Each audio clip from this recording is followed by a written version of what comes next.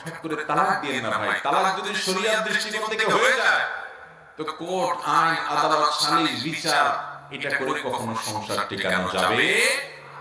তালাক দিতে হলে ঠান্ডা মাথায় কোনো বিজ্ঞ আলেমের সাথে পরামর্শ করে তারপর এমন ভাবে তালাক যদি দিতেই হয়, তাহলে এমন ভাবে তালাক দিবেন যে 10 বছর চাইলে আবার যেন সংসার করা যায়। কারণ আমি ব্যক্তিগতভাবে আলেম হিসেবে বা মৌলবী হিসেবে আমি দেখেছি, আমার কাছে যত মানুষ তালাকের মাসআলা নিয়ে আসে, তাতে আমার মনে হয়েছে এদেশের বেশিরভাগ মানুষ হটমেজাজি হয়ে রাগ হয়ে তালাক দেয় যে না, এই অমানুষের ঘর কোনো একা একা থাকা যায়, তবু এই অমানুষের সাথে থাকা যায় না।